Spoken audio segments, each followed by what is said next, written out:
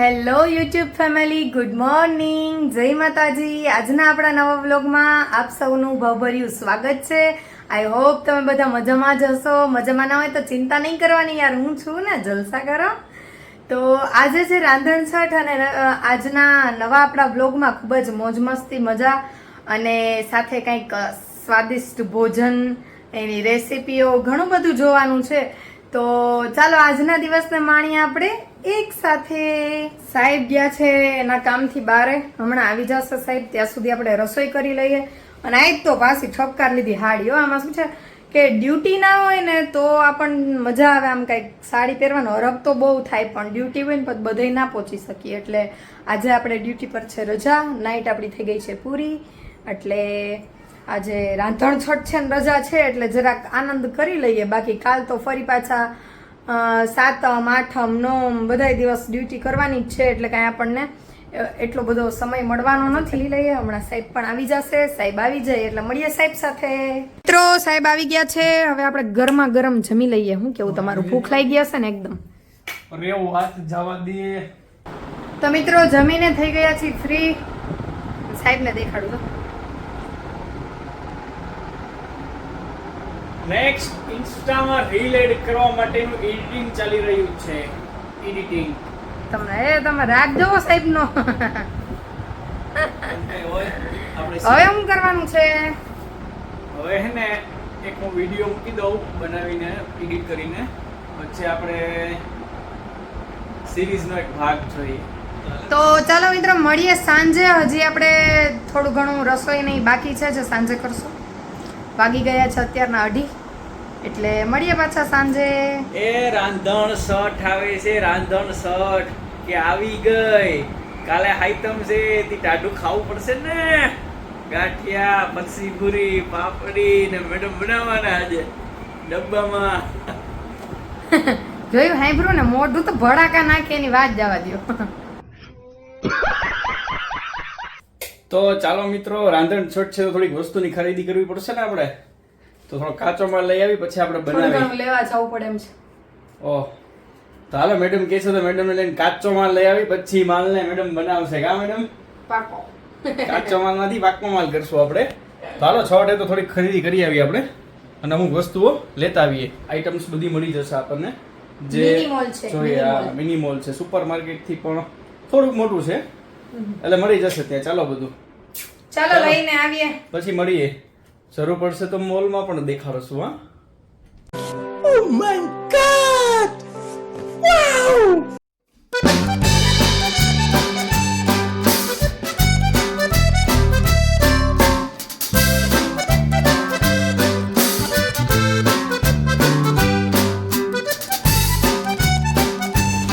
Blue કેમ લીધું? આપણો છે ને બ્લુ કલર આપણને ગમે, રેડ ના ગમે, એટલે બ્લુ કલર. પૂરું થવા આવ્યું છે, લેવું? લઈ લ્યો. કયું લેવું?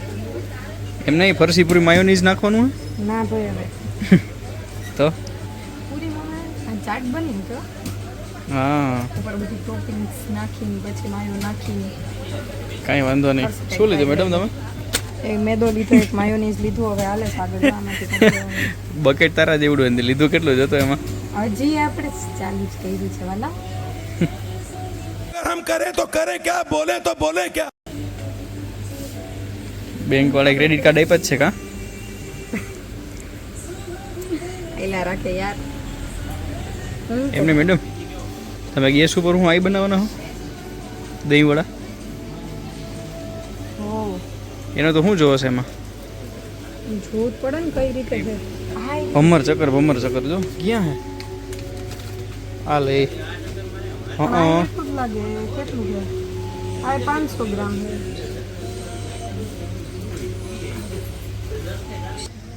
આપણે હે ને થોડાક દિવસ પહેલા એક ઓલી રીલ મૂકી હતી, આખો દિવસ મોલમાં જાય. જો આ એની સામે જીવતું ચાકતું ઉદાહરણ હે. હે મેડમ? નાનું મળી ગયું. વાહ, મેડમ ખોવાઈ ગયા હે મેડમ. ઓ મેડમ, શું ફફરસ? Blue colour ગોતું. હવે એમાં બ્લુ નથી લેવા, લઈ લે ને. જોઈ લે, ગઈ તો ભાઈ. એમાં blue colour, bucket blue colour. મમરી બ્લુ કલર ની નથી આવતી, કારણ કે બ્લુ કલર ની મમરી લ્યો ને તમે. ગોતી જો પકડાઈ દીધું હો બકેટ. હાલો સાહેબ, હવે લેવું તમારે કાંઈ? તમારે કાંઈ લેવું? પૈસા આપવાનું મન નથી થતું, શું કરવાનું? બિલ આવશે એટલે પૈસા નહીં દેવા પડે. હાલો હાલો. એટલે તો તમારો ઉતારવા માંડી.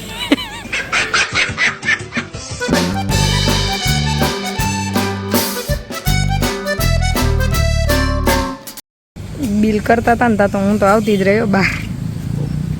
કોકના જોવાન દીકરા તમે ટારશો. गजब बेइज्जती है. હવે કાંઈ લેવું છે સાહેબ? હવે સ્વીટ લેવાનું થોડું. મને તો એવી આશા હતી કે હમણાં એમ કહે કે ઘર ભેગું થાને. મિષ્ટાન બાકી રહી ગયું. નાન ખટાઈ ખાવી સાહેબને. જોઈ લ્યો વેરાયટી ઓફ નાન ખટાઈ. તો હું મેડમ તમે શું બનાવો? આ જો હે ને લસણ અને મરચાની પેસ્ટ કરી નાખી દીધી. જો 15 મિનિટ બોળવાનું છે. બરોબર. પછી એના વડા ઉતારશું યાર. વડા ઓહો, વડા એટલે કયા? ભજીયાના વડા કે? નહીં તો દહીં વડા. ઠીક, કાલ માટેની તૈયારી એમ ને? કાલ માટેની તૈયારી હો. વાહ વાહ.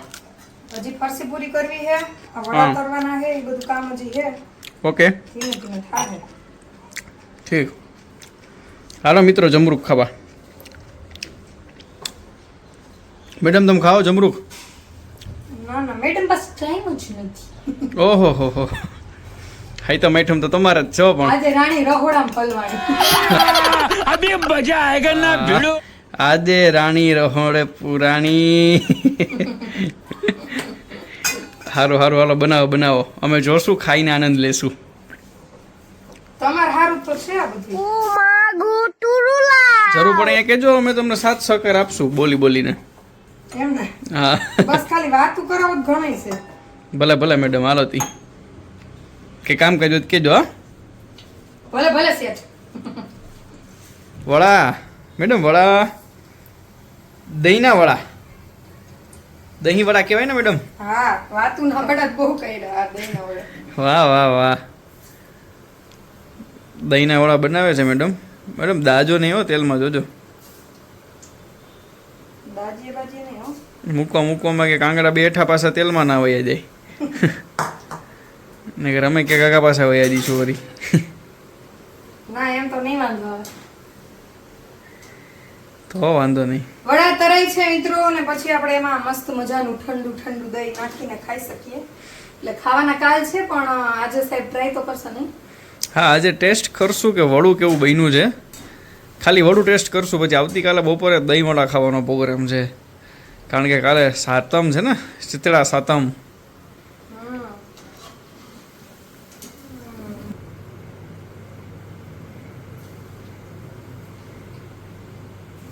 આ તો આપણે ઓલું છે ને લઈ આવ્યા છીએ આપણે ખીરું રેડીમેડ. મતલબ ખીરું ના આવે પણ એમ કે પાવડર ફોર્મમાં આવે.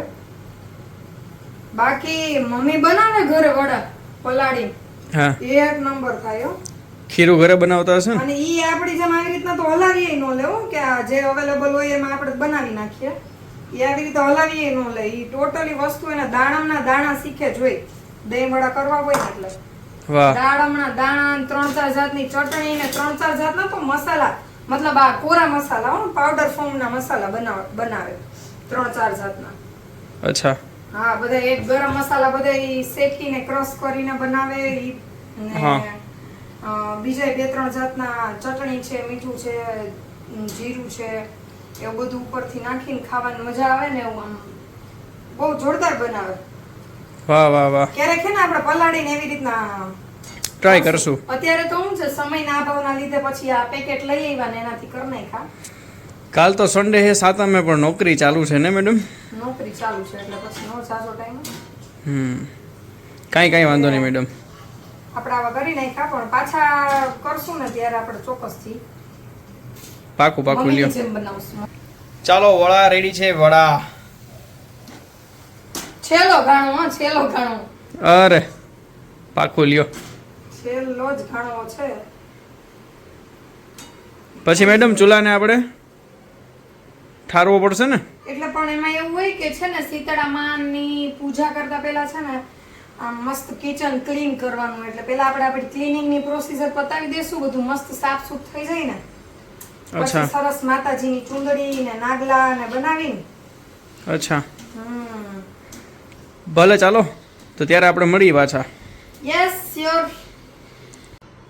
તો મિત્રો હવે છે ને બનાવવાની તૈયારી કરું છું ફરસી પૂરી. તો ફરસી પૂરી બનાવવા માટે મેં મેંદાનો લોટ લઈ લીધો છે અને થોડોક એમાં નાખી દેશું આપણે રવો. ક્રન્ચી કરવાની હોય ને, ક્રન્ચી એટલે થોડોક રવો નાખી દઈ. રવો નાખી દીધો છે અને હવે એમાં નમક અને જીરું. જીરું સાહેબ ને બહુ ભાવે કાં સાહેબ? હા હો, ટેસ્ટ એનો જોરદાર આવે. સ્વાદ અનુસાર નમક નાખી દીધું છે અને હવે નાખી દઈએ જીરું. કોઈને વધારે તીખું ભાવતું હોય તો મરીનો ભૂકો કરી અને એ ભૂકો નાખી શકાય, સારી લાગે. પણ અમારે ના આપણને વેર છે, મરી ખોટા મસાલા વધારાના એડ નહીં કરવાના. તો જીરું નાખી દીધું છે, નમક નાખી દીધું છે, રવો નાખી દીધો છે અને મેંદો લઈ લીધો છે. એમાં હવે આપણે આ ઘી મણ માટે નાખી દેશું. મણ એક ઘી નથી લેવાનું, મણ માટેનું ઘી લેવાનું. એટલે મણ નાખી દીધું છે ઘીનું. હવે એને પ્રોપર રીતે હલાવી મિક્સ કરી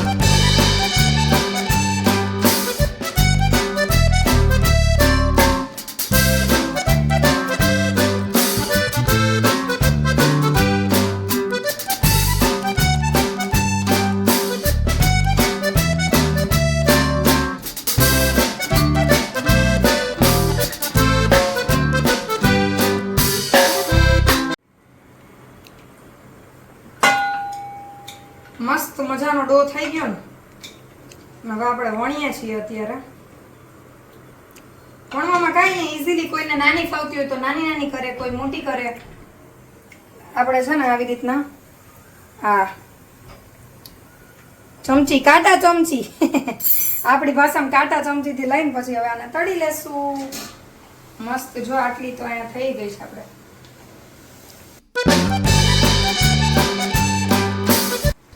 બહાટી હો ભાઈ. સાહેબ કે બ્રાઉન ખાવી તા, બ્રાઉન કહી દી. વાહ મેડમ વાહ.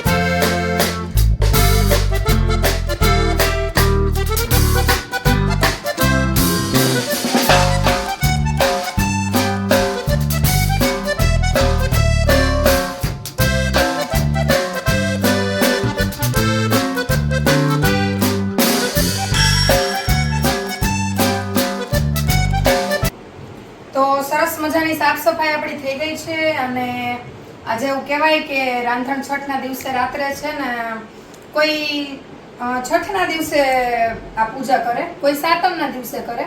એટલે આપણે સરસ મજાની બધી રસોઈ થઈ ગઈ છે અને એવું કહેવાય કે રાંધણ છઠના દિવસે રાત્રે શીતળામાં છે એ આપણા ઘરે આવે જ અવશ્ય અને બધાના ઘરે આવે. અને આપણો ચૂલો હોય એ ઠારવાની આપણે પૂજા કરવાની હોય તો એ પૂજા આજે બતાવી દઉં. આજ 7:15 વાગ્યાથી સાંજના 11:30 વાગ્યા સુધીનું મુહૂર્ત સારું છે એટલે આપણે સારા જ મુહૂર્તમાં ચૂલો ઠારી દઈએ. હવે છે ને એ પૂજા કરવા માટે આપણે શું શું વસ્તુ જોઈએ તો મેં કંકુ લઈ લીધું છે, ચોખા લઈ લીધા છે અને રૂ લઈ લીધું છે નાગલા બનાવવા માટે અને બીજું થોડુંક રૂ લીધું છે માતાજીની ચૂંદડી બનાવવા માટે અને થોડુંક ડેકોરેશન કરવા માટે ફૂલ લઈ આવી છું નીચેથી. તો આપણે હવે પૂજા સ્ટાર્ટ કરીએ.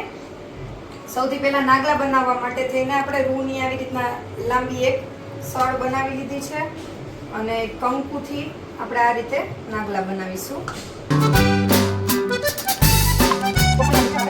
પહેલા તો ઘરમાં જેટલા ચૂલા હતા ને એ બધાય પહેલાના લોકો ઠારતા, પણ હવે તો થોડોક સગવડિયો ધર્મ થઈ ગયો છે કે ચા તો બધાને સવારમાં જોઈએ છે એટલે આપણે જે ચૂલા ઉપર આપણે છઠની રસોઈ કરી હોય એ ચૂલાને આપણે ઠારી અને પૂજા આપણે માતાજીની કરી લઈએ એટલે ચાલે.